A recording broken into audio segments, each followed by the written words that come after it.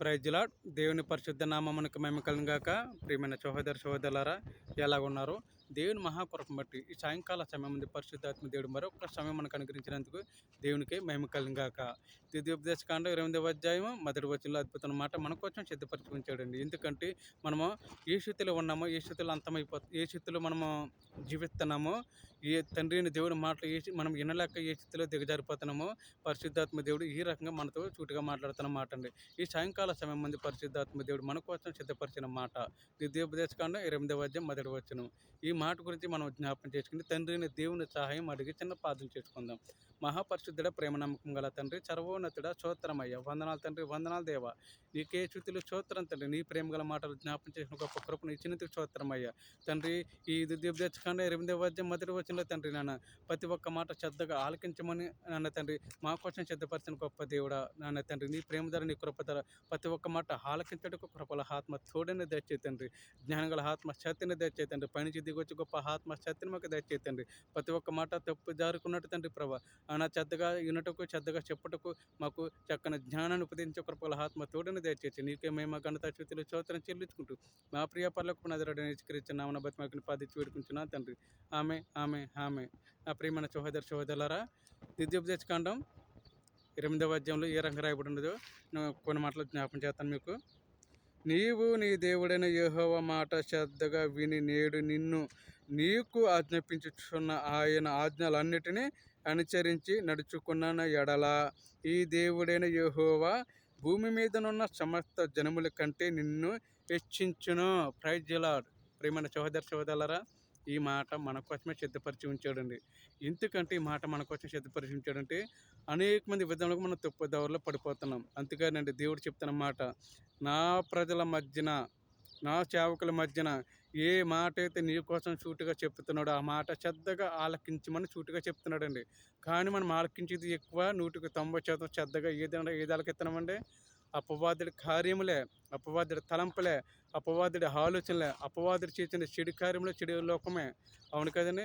ప్రతి ఒక్కరు 100% భూమి మీద జీవిస్తున్న ప్రతి ఒక్క నరుడు కూడా అలాంటి లోకంలో జీవిస్తున్న వ్యక్తులే. అవును కదండి. దేవునికే మహిమ కలుగును గాక. దేవుడు చెప్తున్న మాట చూసారండి. ద్వితీయోపదేశకాండం 8వ అధ్యాయం మొట్టమొదటి వచనంలోనే మనతోటి తేటగా రాయబడిన మాటని. కానీ మనల్ని ఆ లోకంలో జీవించకూడదు, ఆ లోకంలో ఉండొద్దని మన కోసం సిద్ధపరచడండి మాట. నీవు నీ దేవుడైన యెహోవా మాట శ్రద్ధగా విని నేడు నేను నీకు ఆజ్ఞాపించుచున్న ఆయన ఆజ్ఞలన్నిటిని అనుసరించిన స్పష్టంగా చెప్తున్నాడండి. ఆయన చేసిన 10 ఆజ్ఞల్లో కూడా మనం ఏ ఒక్క ఆజ్ఞ కూడా మనము తప్పుదోవలో పడుకున్నట్లు నువ్వు జాగ్రత్తగా పడని చూట్టుగా చెప్తున్నాడు మనతోటండి. కానీ మనం అలా పడుతున్నామా? లేదు.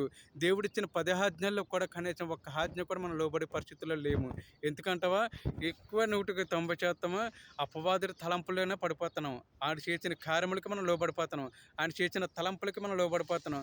నా ప్రియమైన సహోదరుడా, ఈ సాయంకాల సమయం మంది పరిశుద్ధాత్మ దేవుడు నీతోట తేటగా రాయబడిన మాట, నీతోట స్పష్టంగా మాట్లాడుతున్న మాట.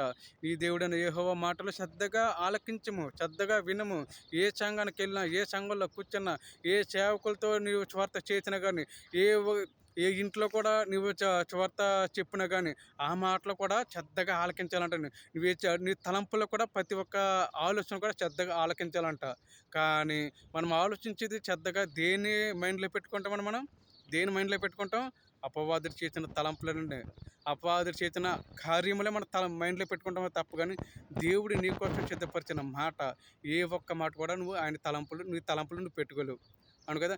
దేవుడిచ్చిన ఆజ్ఞలో ప్రతి ఒక్క మాట కూడా నీ హృదయంలోనే దాచుకోలేవండి. ఎందుకంటే అపవాదుడు నీలోనే ఉండనొకనగా తలంపులన్నింటినీ చెడగొట్టేసి ఆయన చేసిన కోరికలకే నిలబడేలాగా చేస్తాడు నిన్ను అపవాదుడు.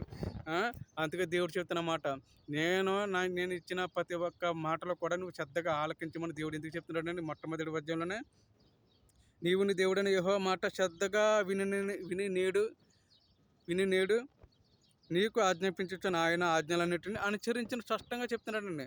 అనుసరించమంటున్నాడు. ప్రతి ఒక్క మాట కూడా అనుసరించి నడుచుకో. నీకు ఏ క్షణంలో అయితే నువ్వు ఆ మాటలు ఆలకించి నా సన్నిధిలోనే శ్రద్ధగా వింటావో, ప్రతి ఒక్క తలంపులో కానీ, ఏ సంఘంలో కానీ, ఏ ఉద్యోగ సభలైనా కానీ, ఏ యొక్క చిన్న గృహ కుడుకులో వెళ్ళినా కానీ ప్రతి ఒక్క మాట శ్రద్ధగానే ఆలకించమంటున్నాడండి. కానీ మనం అలాగ శ్రద్ధగా ఆలకించేది ఎక్కువ దేంట్లోనూ ఒక టీవీలోనే శ్రద్ధగా ఆలకించే మైండ్ మనకు బాగా ప్రిపేర్ అయిపోయి ఉంటుందని. కానీ మన దేవుడు మనతో సూటిగా మాట్లాడుతున్నమాట. నా బైబిల్ ద్వారానే, నా వాక్యం ద్వారానే నువ్వు ప్రతి ఒక్క మాట శ్రద్ధగా ఆలకించము. ఎదుటివాటి తలంపుల్లో కానీ, ఆలోచనలో కానీ పొరపాటున కూడా నువ్వు ఉండకు నా కుమారుడు అని దేవుడు స్పష్టంగా మనతో సూటిగా మాట్లాడుతున్నాడండి. దేవునికే మహిమ కలుగును గాక. నా ప్రియమైన సోదరులారా, మరొక మాట చూడండి. నీవు నీ దేవుడైన యెహోవా మాట వినిన ఎడల ఈ దీవెనలన్నీ నీ మీదకు వచ్చి నీకు ప్రోత్సహించును. అదే ఒక మాట చూడండి. నీవు పట్టణంలోనే దీవింపబడదువు, పొలములలోనే దీవింపబడదువు స్పష్టంగా చెప్తున్నాడండి.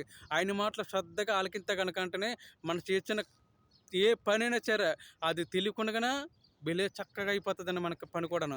మనం అనుకుంటాము దేవుని పనులు కూడా మన క్రమశిక్షణగా ఉంటే కనుక ఏ పనైనా సరే నువ్వు చేయగల శక్తిని దేవుడు నీకు ఇస్తాడండి.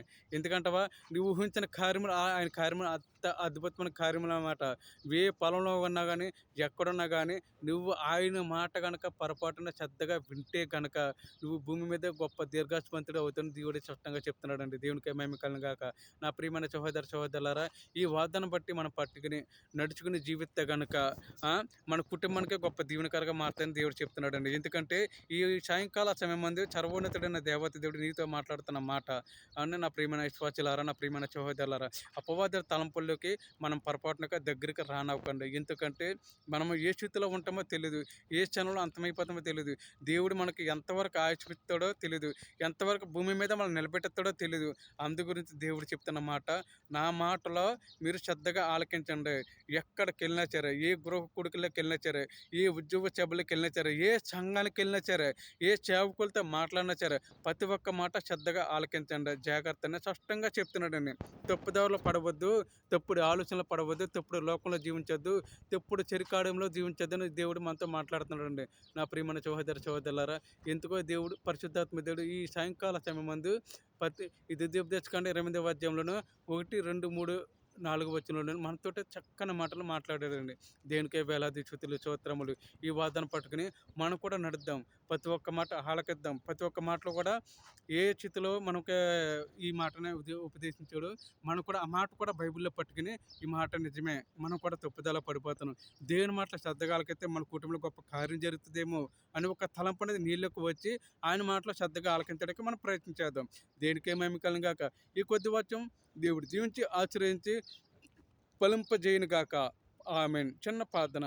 మహాపరిశుద్ధుడ, ప్రేమ నమ్మకం గల తండ్రి, సర్వోన్నతుడ, స్తోత్రం, వందనాలు తండ్రి.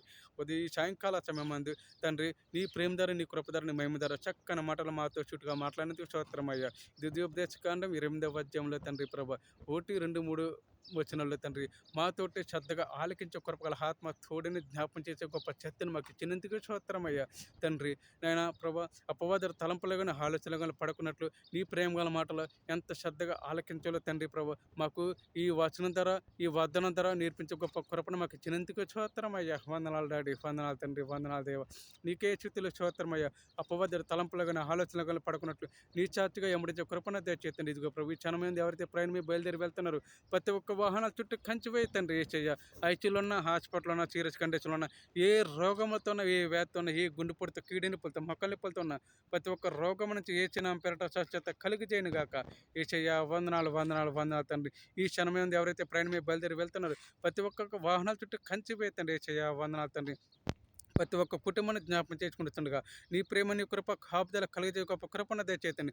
అపవాదుడు ఆలోచనలు కానీ తలంపులా కానీ వండుకున్నట్లు నీ చాచిగా ఎంబడించే కృపగల ఆత్మ తోడైన దయచేతండి. ఆయన తండ్రి ప్రభా ఈ వచనం ఎంతమంది అయితే ఉంటున్నారో వాళ్ళ కుటుంబాలు దీవెనకరంగా మారే కృపగల ఆత్మ తోడైన దయచేతండి. శ్రద్ధగా ఆలకించడానికి కొన్నంత బలం గల ఆత్మ శక్తిని దయచేతండి. ఆయన తండ్రి ఆలోచనలు తలంపులను చెడు కార్యములు వండుకున్నట్లు తండ్రి ప్రభు నీ చాచిగా నీ చన్నులు వాడబడే కృపగల ఆత్మ తోడైన దయచేసి నీకే మహిమ ఘనత స్తుతులు స్తోత్రం చెల్లించుకుంటున్నాను తండ్రి. ఆమె ప్రైజ్ లాడండి. వందనాలు. మీ అందరికీ ప్రేమతో వెరీ గుడ్ నైట్. ఒక లైక్ చేసి సబ్స్క్రైబ్ చేయండి. ఏమన్నా తప్పుగా చెప్తే కనుక క్షమించండి. మీ అందరికీ గాడ్ బ్లెస్ యూ.